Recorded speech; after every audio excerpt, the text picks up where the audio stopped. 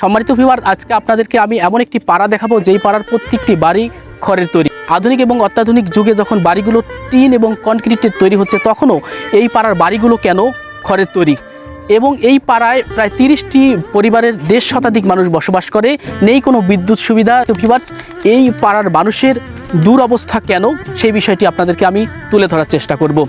নীলফামারীর ডোমার উপজেলার ভোগড়াপুরি ইউনিয়নের 8 নং ওয়ার্ডের শেডের কামাত পাড়ায় বসবাস করে 30টি পরিবারের প্রায় 1.5 শতাধিক মানুষ।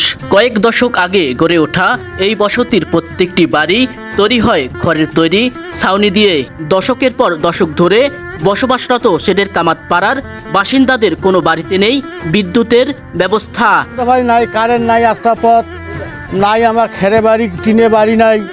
যা কষ্ট করে আমরা বসবাস করি এখানে, সীমা ছাড়া বসবাস করি, এখানে খাই আমরা। এই যে জমি জায়গা নাই, আমার রাস্তাঘাটে আমরা তামুক দিয়া আমার পরের জমি আছে। শেডের কামাতপাড়ার বাসিন্দাদের নেই কোনো নিজস্ব বসতভিটা। আপনারা দেখতে পাচ্ছেন যে আমি এখন এই মুহূর্তে অবস্থান করছি ভোগড়াপুরি ইউনিয়নের 8 নং ওয়ার্ডের শেডের কামাত থেকে। এই শেডের কামাতের একজন প্রবীণ বাসিন্দা অলিয়ার রহমানের সাথে আমি এখন কথা বলবো। আসলে আমরা দেখতে পাচ্ছি যে আপনাদের প্রত্যেকটি ঘরেই খড়ের তৈরি এবং এখানে বিদ্যুৎ সুবিধা নেই এবং যোগাযোগ ব্যবস্থা খারাপ। এখানে বাস করছি আজ প্রায় 30 বছর, 35-40 বছর এই অবস্থায় আমরা পড়ি। একটা বিষয় হলো যে আপনারা এখানে প্রত্যেকটা ঘর খড়ের তৈরি কেন? খড়ের তৈরি তো এখন আমার গৃহস্থ ওই ঘর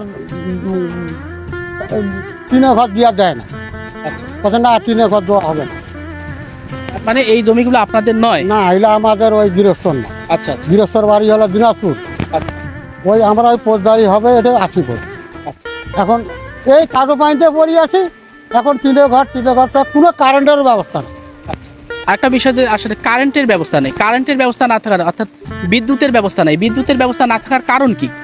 কি ওই খেরের ঘর বলে আগুন ধরবে বলে, মানুষ তো কথা বলে আগুন ধরবে।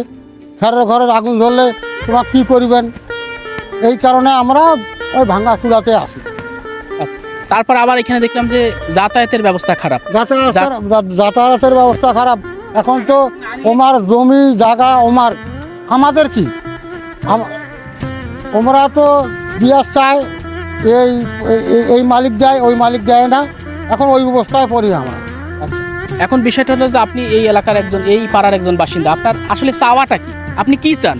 আমরা কি চাবো? আমার তো ভালো মন্দটা কাজ দেওয়ার পারে। ভালো মন্দটা যে আমাকে দিবে, কাজ দিবে, ওটা লোকে তো আমি দেখি না।